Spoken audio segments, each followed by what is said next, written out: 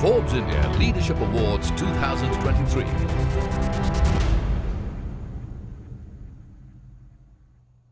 It is crucial for businesses to strike a balance between growth and profitability while also staying true to their mission and values.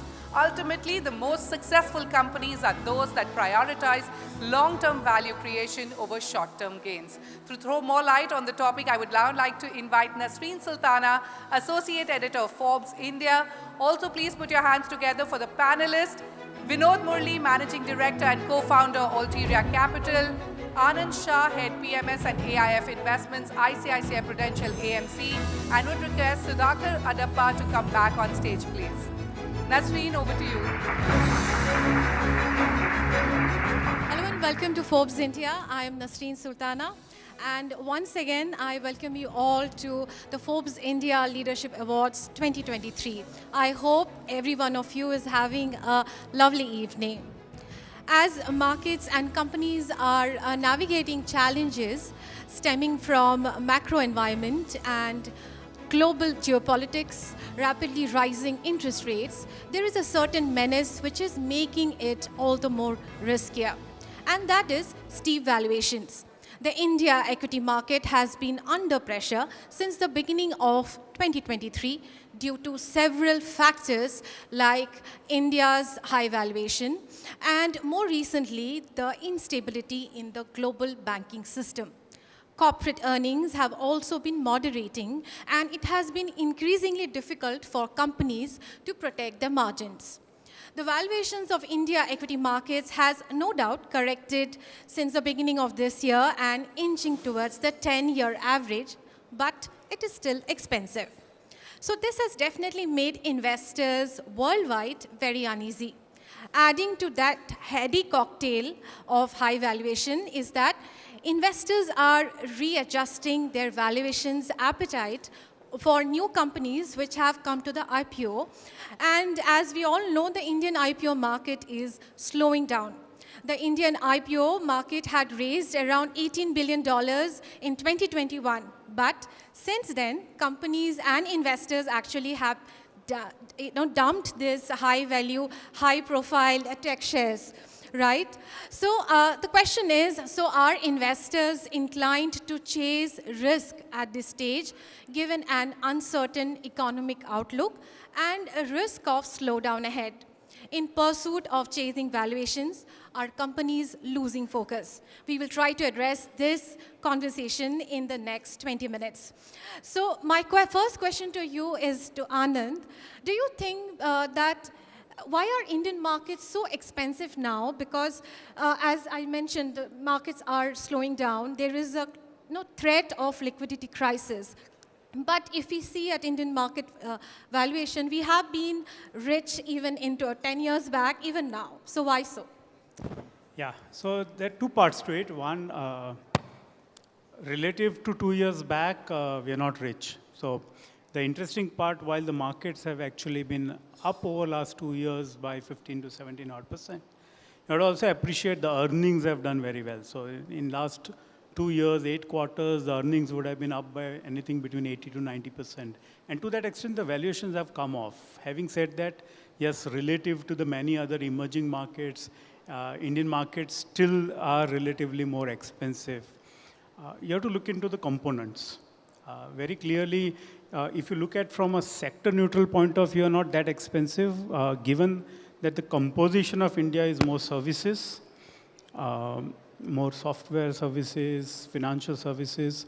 It has got more consumer-facing businesses. And to that extent, inherently, the Indian index, as you rightly said, were always more expensive than the other emerging markets. So yes and no. Yes, the Indian markets remain expensive. They have come off well from the valuations. The other interesting aspect that has been more worrying, or rather that's caught the investors on the wrong side, is there's a change in trend. For last decade and a half, you had consumer-facing businesses had a really good time as China was doing all the manufacturing. I think that has changed. And to that extent, there is a change in trend where underinvestment in manufacturing has led to significant growth in profits in those sectors. And that's where the earnings and the is improving very much. But the consumer-facing businesses, which are really expensive, they are sort of slowing down on earnings. But we have been historically very, very expensive Yes. over the years. So Vinod, if I can come to you, we have seen last year was a very, very competitive market in terms of IPOs, and they were very richly valued IPOs. Of course, they didn't do that well, and investors were not very happy with the way they performed. What do you think? Why are investors reassessing the valuation appetite now? I think that question also should go to him ideally. But I think the heartening aspect is we've seen the first few tech IPOs in the country, right? I mean, I'm not counting the Infosys and TCS of the world, but this is the new economy. This is not an easily understandable segment. Many of the companies are still loss-making. They have the probability to achieve massive scale, but the cash flows are still not there. If you look at global parallels and you look at what happened in the US in the 80s and 90s, we are 20, 30 years behind in terms of maturity of markets. So the most heartening aspect for me is at least the first shot has been fired, right? Now the next part is, do you value it well? Do you leave some money on the table? What happens to investors who came in? And it also coincided with a time when there's a lot of liquidity. So nobody was asking questions about valuation at the time they listed, right? The questions came 6 months later and 12 months later when the liquidity went away. And it was true for all stocks, for that matter. And it's true for all startups. Today, I think you addressed that when you opened up this conversation. You talked about what is happening today. I feel today is the best time to invest in the private economy in the country. The beating down is happening over the last 12 months. I think it'll continue for some more time. But there are very, very good quality companies getting formed every day. The quality of founding teams is the best it's ever been. The maturity of the ecosystem. We've come a long way over the last 10, 15 years, where if I go back to my own career when I started doing venture debt 15 years ago, being called an entrepreneur was not a good thing. You know, you won't get married, you won't get a house. It was a bad thing, right? You did that if you didn't get a job.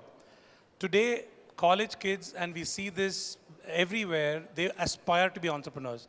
Now, it could range from the impact of a Shark Tank to, It's only when they come to the stock markets that's the reality. You're check. right, but I'm just coming to that. It's still a long journey, right? It's not the median time for a listing or an acquisition in the US is 11 years, right? We expect that startups today in India will have achieved massive success in 3 years. It's not going to happen, right? There is a long gestation period. The successes of the last, say, the 2020, 21 period were not born in 19 and 20. They were all born like 5, 7, 10 years ago. It took a long time for them to come here, and it's going to take them even longer to create more value. I think the first test is typically, as they say, when you create a strategy, the first test is when you actually meet the enemy, and then all strategies fail. To that extent, there has been a recognition that the public markets receive value differently. More has to be done. Better communication is needed. And the way that you handle a very small board where investors are keen to sponsor and participate and do more is different from when you're listed and when you're facing harsh scrutiny. I think that test is playing out as we speak. Is there fundamental value? Of course. Are the price points volatile? Definitely. But it doesn't take away from the fact that we are now seeing the next wave of innovative companies not just get created, but demonstrate good value. And it will take even more time for them to actually repay the shareholders. But now as we speak, the hot money is out of India, and in fact globally it's drying up. And overall as we speak, RBI has hiked rates by 200 basis points since May last year. And it's ongoing, and probably the global banking crisis is going to add to the pressure. How do you think as a PE VC, how would you really assess the valuation of companies now? The answer is in the question, right? Because there's not too much liquidity, there is definitely pressure on valuations. So today, founders are not chasing valuations. So growth rounds in India are difficult. Growth rounds around the world are difficult. So there is no chase of valuations today. There is a much better appreciation for a good balance sheet. People are actually thinking about cash flows. People are thinking about unit economics. These are all good words for me as a debt provider in the venture space, right? 2 years ago, it was not there. But we saw a similar pattern 7 years ago, right off the elections in 14. For about 18 months, we had a lot of capital flow in, especially from the Far East. And then it pulled back for 3 years after that. So we are going through that recalibration. We are going through that assimilation period right now. This is when good quality businesses get built. This is when you don't have easy money. You have to prove that you're better than your next 5 competitors. You have to prove to your team that you can still incentivize them. And it's not about just the ESOPs. It's about the quality of work, what they're trying to achieve. So a lot of successful founders have realized are not playing for the short term. They're playing for really, really long arcs. It's a multi-year, maybe even a decadal journey. And for them, they realize that the capital cycles will keep moving. You'll have a great year when you get more credit than is deserved. And you'll have 3 years after that where nothing's going your way. But fundamentally, the business is... We'll talk about the resilient part. But before that, I want to come to Sudhakar. Since you are from the startup world, how do you think, do you really think valuation is a disruptor? Or do you think it is actually the goal that any new startup has to keep in mind before starting up a business? Or is this profitability? Well, one thing that changed in the last couple of years is that earlier, capital used to be an enabler, or valuation used to be a byproduct of doing business, right? But in the last couple of years, unfortunately, valuation has become probably the metric that every founder is looking at. Everyone is looking at what is my next round? What is my next round? What is the growth that I have? And in this pursuit of this valuations, He's smiling away. He knows what the run to the valuation is not very easy, especially from the stock markets angle. Well, we'll have to look at 2 things. One is public markets as well as private markets, right? Now, public markets are ruthless. They're not as forgiving as a venture capital. Because if you look at public investing vis-a-vis a private investment, VCs are high-risk game. For a VC, a company is a portfolio, right? And they know they operate in a level where they know that 70% of the companies that they invest in are going to go fail, right? But for a founder, a company is their brainchild, it is their bread and butter there. A VC can easily write off. The moment you're not performing, they say write off, boom, you're gone. Then they disappear from the cap table, as if nothing happened, right? But for a founder, it's not the case. But unfortunately, and even if you look at the venture capitalists, they are giving perverse incentives. And I'm trying to be as polite as possible here, but the fact is that, 5 years or 6 years before this, if you see a founder encashing in a secondary sale in a Series A, I don't think VCs like him would have even touched them with a barge pole, right? Now, VCs are coming here and saying that, boss, you worked so hard for 365 days. Now, do a secondary in Series A. Now go and buy a Lamborghini or a row house there. Now, is it a right incentive? I would say no. So the only metric that companies are chasing is valuation, valuation, valuation. And I think it is doomsday. And I think we all have to go back to fundamentals. What is the ultimate mantra of business? That is profitability there. These cycles, funding cycles, they are a matter of global liquidity there. Someone who missed the bus in Google in America wants to invest in Google in India, right? So, but founders have to be very cautious. They don't have to fall prey to this notion of building a valuable company, because valuable company is not a valuation company. Value lies in fundamentals of doing a business. Are you profitable? Are you doing do you have the right metrics? Those are the things that I think we almost forgot. And now we've all woken up suddenly. Now VCs are saying that go back to basics. Now don't show me growth, show me profits. Absolutely. As if it is like a magical wand, and then as if you stop the tap and start the tap, right? Absolutely. I would let Anand respond to that. You said that stock markets are ruthless. Anand, do you agree to that? Yeah. No, thanks for asking this. Look, as ICICI Prudential, I represent the public markets. I represent also my investors. And my investors are not ruthless. They are actually on the risk appetite, they're at the bottom. In the sense, their expectations are little. Their expectations are not very high, but the risk appetite is also very little. And in that context, I keep on telling people, you don't come to the stock markets till you have reached a profit model, you have reached a path to profitability, and you're ready to, one is to reach the path to profitability, other ready to ride that path to profitability. So I keep on telling a lot of these startups saying 0 to 1, stay unlisted.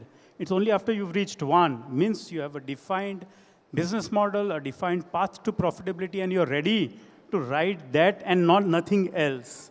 I think that's the key differentiation between the public markets and private markets, that this expects a lot of certainty, given the risk appetite of our investors is not that as high as that of the private equity investors. But is there really a magic number of years that you need to be in the business? I will add to that saying Yes. 0 to 10, not a 0 to 1. 0 to 10, stay private. No, I think, okay, go ahead, sorry. Yeah, no, continue, please. No, I was just commenting on the point. I think it's absolutely correct. The public market investors have a different appetite. They have a different level of understanding. I'm not saying private investors are much smarter, but they spend a little more time, a little bit more comparables. And most importantly, it's an allocation question, right? They are willing to lose more to make a lot more, which is different from what a traditional investor who's investing in a stock in the public markets would want, because they expect that it's reasonably okay and there's enough evidence to say that they won't lose their shirt if it goes bad. In private markets, I think you said it, you expect to lose 7 out of 10 times as an equity guy. I'm a debt guy, right?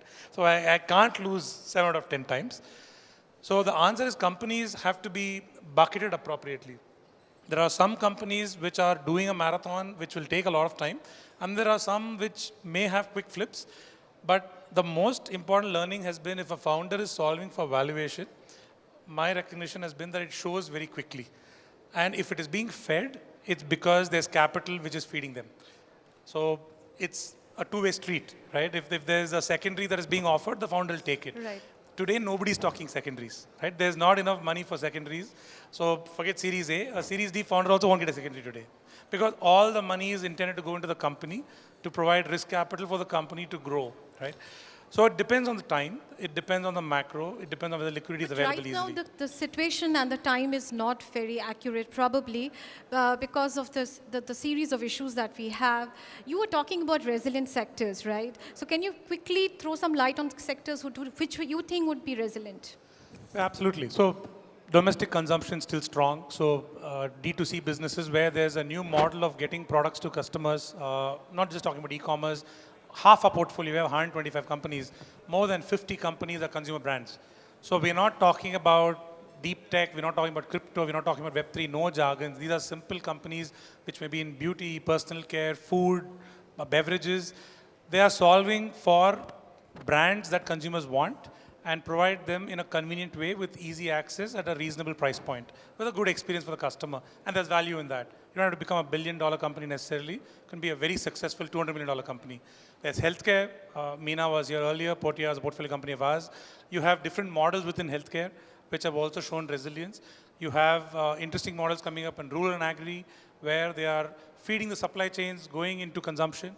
You have B2B platforms. I saw somebody from Zetwork here. So there's different areas which are not so romantic or attractive in the traditional sense, but they're all creating value, and they're solving for what is broken, and they're solving for access, they're solving for better experience, and there's money to be made for both the companies and leaving some for the customers and eventually hopefully the investors. Right. On that note, I hope that you keep on solving what is broken and you keep on solving the crisis. On that note, thanks a lot for speaking to us, and the pleasure with your insights. Thank you so much. Forbes India Leadership Awards 2023.